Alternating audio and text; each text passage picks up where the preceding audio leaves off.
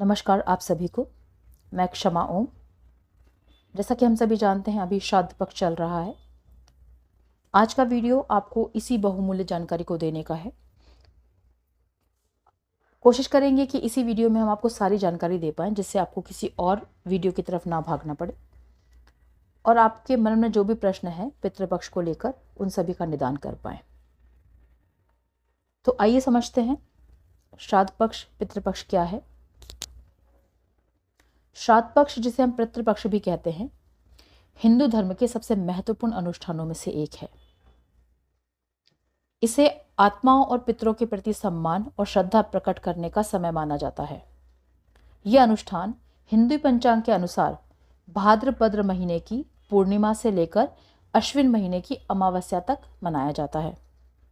16 दिनों तक चलने वाले इस समय को विशेष रूप से पूर्वजों के उद्धार और उनकी आत्मा की शांति के लिए समर्पित किया जाता है।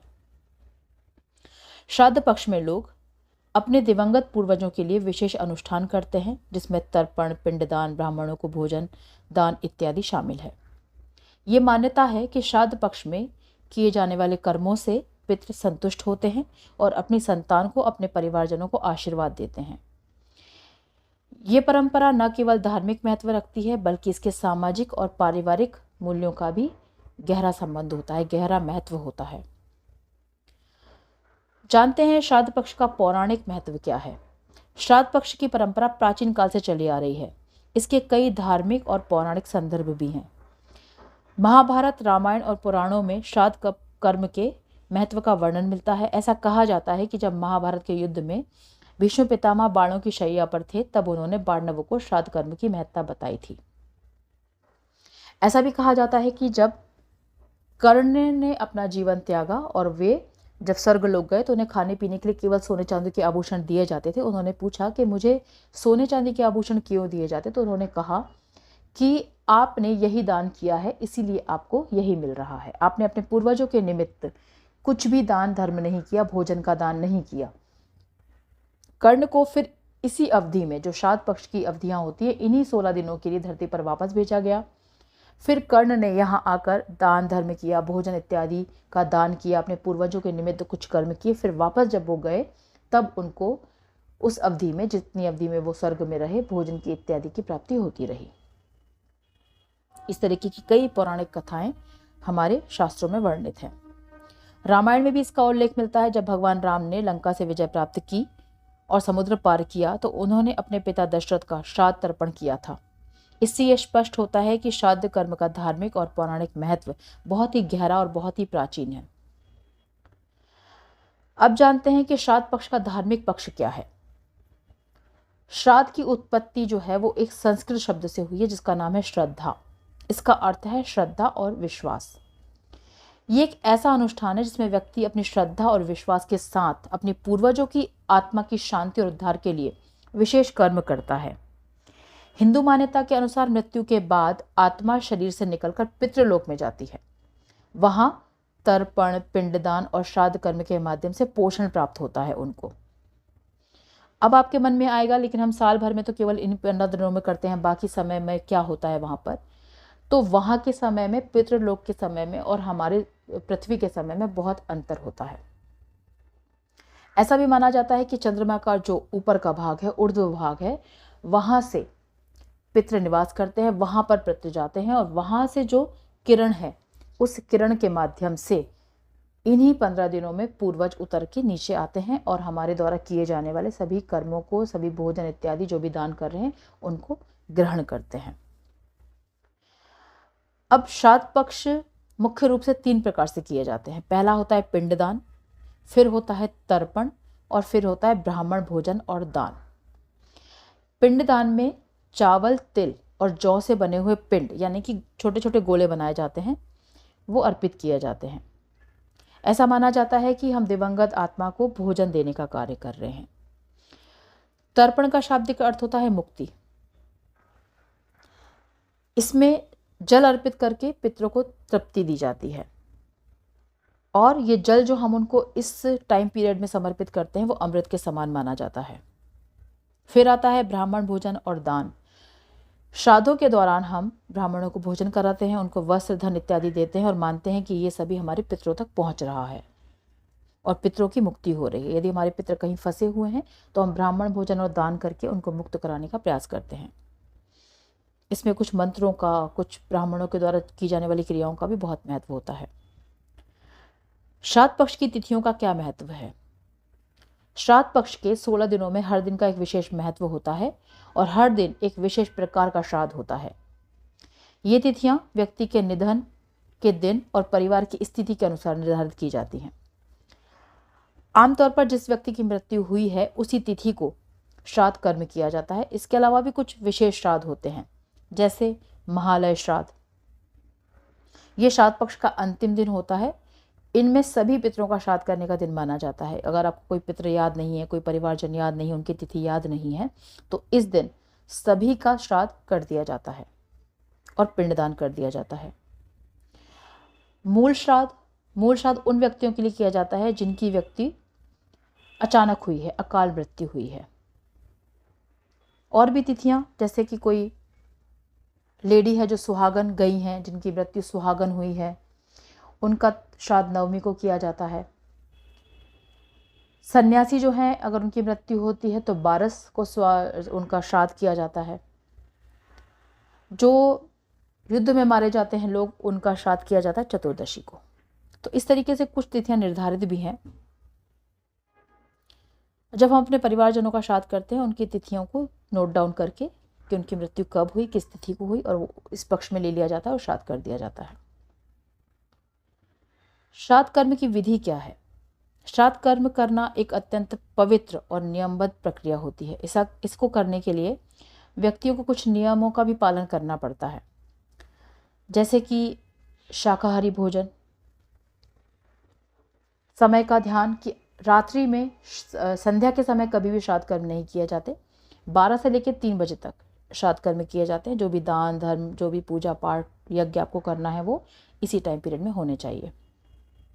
श्राद्ध कर्म आमतौर पर घर में ही किए जाते हैं,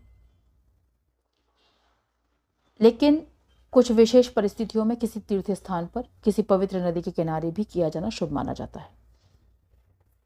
श्राद्ध पक्ष में मुख्यतः चावल, तिल, जौ, गाय का घी, शहद, जल इत्यादि का बहुत महत्व होता है। यही सब अर्पित किए जाते हैं। जैसा कि पहले बताया, ब्राह्मणों को भोजन कराने का, दान करने का बहुत महत्व होता है और भोजन पूरी तरीके से सात्विक होना चाहिए। आपके श्रद्धा समर्पण के साथ करवाया जाना चाहिए। श्राद्ध पक्ष के कुछ सामाजिक और मनोवैज्ञानिक पहलू भी हैं। जैसे ये ना माना जाए कि श्राद्ध पक्ष केवल धार्मिक अनुष्ठान है या कुछ अंधविश्वास है। ऐसा नहीं मानना चाहिए, क्योंकि इनका एक बहुत ही सामाजिक और मनोवैज्ञानिक पक्ष भी है। ये सब में हमें सिखाता है कि हमारी वर्तमान स्थिति, हमारे सुख, हमारी समृद्धि, हमारी सफलताएं हमारे पूर्वजों का ही आशीर्वाद है। साथ ही साथ ये भी सिखाता है कि हमारे पूर्वजों ने हो सकता है बहुत कुछ अचीव किया हो, बहुत कुछ प्राप्त किया हो, लेकिन आज वो वैसा का वैसा पड़ा हुआ है। श्राद्ध कर्म के माध्यम से व्यक्ति अपने पूर्वजों के प्रति कृतज्ञता भी प्रकट करता है। और ये जो भाव है, ये जो धार्मिक क्रियाकर्म है, धार्मिक परिकल्पनाएं हैं, ये हमें हमारे समाज और संस्कृति के साथ जोड़ कर रखती हैं। हम अपनी जड़ों से जुड़े रहते हैं। श्राद्ध कर्म में सभी लोग मिलकर इकट्ठे होकर करते हैं। इससे पारिवारिक एकता और सामंजस्य भी बढ़ता है। इसमें व्यक्ति को आत्मनिरीक्षण करने का, खुद की तरफ देखने का, खुद को भी ऑब्जर्व करने का मौका मिलता है, अवसर प्राप्त होता है। उसे पता लगता है कि जीवन कितना अस्थायी है, कितना परिवर्तनशील है, और मृत्यु जो है वो एकमात्र अनिवार्य सत्य है। ये हमें बार बार याद दिलाता है। श्राद्ध पक्ष हमें याद दिलाता है कि चाहे कोई कितना ही बड़ा व्यक्ति हो, कुछ भी उसने प्राप्त किया हो, लेकिन एक दिन उसे मृत्यु को प्राप्त करना ही है। अब जानते हैं श्राद्ध पक्ष का विज्ञान क्या है। हालांकि श्राद्ध पक्ष मुख्य रूप से तो धार्मिक अनुष्ठानों से ही जुड़ा हुआ है, उसकी धार्मिक मान्यताएं ज़्यादा हैं, लेकिन इसके पीछे कुछ वैज्ञानिक पहलू भी हैं। जैसे पितृपक्ष के दौरान जब हम तर्पण, पिंडदान इत्यादि करते हैं, उसमें हम जल, तिल इत्यादि का यूज़ करते हैं, उनका मिश्रण का यूज़ करते हैं, और हम उसको जल प्रवाहित करते हैं या हम उन्हें अग्नि के द्वारा अपने पूर्वजों तक पहुँचाने का प्रयास करते हैं। वैज्ञानिक दृष्टि से इससे पर्यावरण शुद्ध होता है। इसके अलावा इस समय पूर्वजों द्वारा दान और पुण्य, जो वंशज हैं उनके द्वारा जो दान पुण्य किए जाते हैं, उससे समाज में संतुलन भी बना रहता है और ज़रूरतमंदों की मदद भी हो जाती है।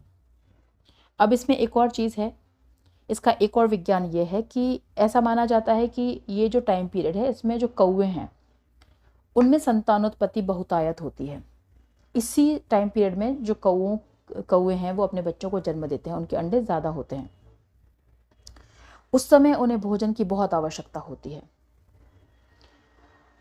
कौवे जो हैं वो जगह जगह मिट्टी में चोंच मार मार के जो भी वो खाते हैं उसका बीज उनके मुख से वहाँ पे गिरता है और बहुत सारे पेड़ उगते हैं, बहुत सारी वनस्पतियाँ उगती हैं। ऐसा माना जाता है कि जितने भी अनवांटेड पेड़ हैं या जो ऐसे पेड़ हैं जो कि प्रकृति में अपने आप उग रहे हैं, उनको उगाने में कौवों का बहुत बड़ा महत्व होता है। वैसे तो भगवान ने कोई भी ऐसी चीज़ नहीं बनाई है, कोई भी ऐसी योनि नहीं बनाई है जिसका कि कोई महत्व ना हो, अननेसेसरी कुछ भी नहीं बनाया है। एक छोटे से छोटे कीट का भी प्रकृति में और इस संसार में, इस ब्रह्मांड में अपना एक महत्व होता है, वो भी अपना कोई ना कोई कार्य कर ही रहा है। तो इस समय हम कौवों को भोजन अर्पित करते हैं जिससे कि बहुत सारी वनस्पतियाँ उत्पन्न हों। पीपल के पेड़ के नीचे पूजा करने का भी एक बहुत बड़ा महत्व होता है।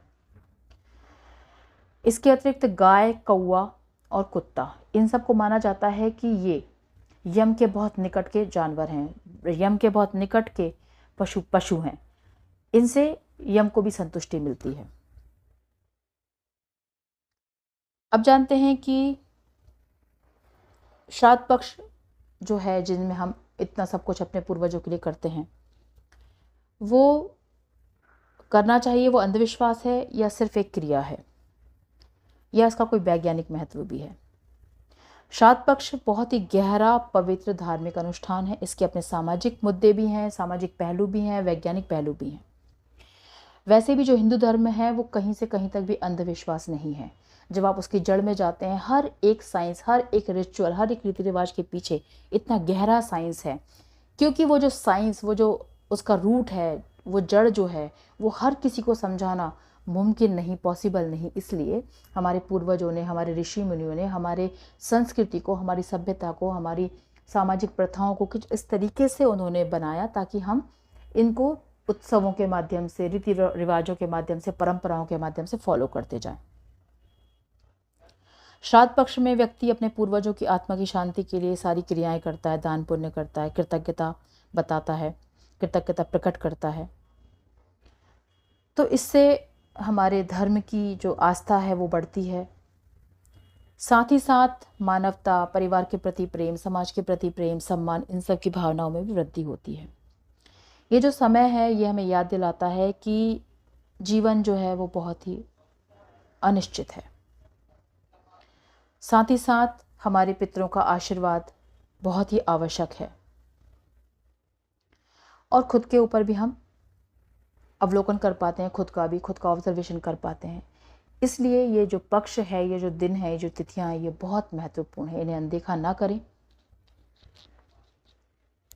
आशा करते हैं आपको आपके सभी प्रश्नों के उत्तर मिले होंगे।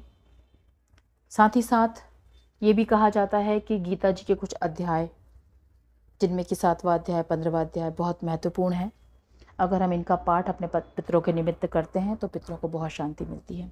तरीका केवल इतना ही है, साधारण सा। आप अपने हाथ में जल लीजिए और कहिए कि मैं इस अध्याय का पाठ अपने पितरों के लिए कर रहा हूँ या कर रही हूँ। जब मैं इस अध्याय का पाठ करूँ तो इसका पूरा फल मेरे पितरों को मिले, मेरे पितर जहाँ कहीं भी फंसे हों, जहाँ कहीं भी अटके हों, वहाँ से उन्हें मुक्ति मिले। और आप जल को ज़मीन पर छोड़ दीजिए और पाठ करिए। आशा करते हैं आपके सभी प्रश्न के उत्तर आपको मिले होंगे और आगे की जानकारी के लिए आप लोग हमारे साथ जुड़े रहिए। जैसे कि आप सभी जानते हैं कि अभी हम विज्ञान भैरव तंत्र भी पढ़ रहे हैं और उसको आपको बहुत साधारण तरीके से समझाने का प्रयास कर रहे हैं। उसके लिए आप हमारे अलग से जो वीडियो बने हुए हैं, एक प्लेलिस्ट बनी हुई है, उसको आप देख सकते हैं, समझ सकते हैं और हमारा जो ग्रुप है उसको भी ज्वाइन कर सकते हैं। Thank you so much. नमः शिवाय।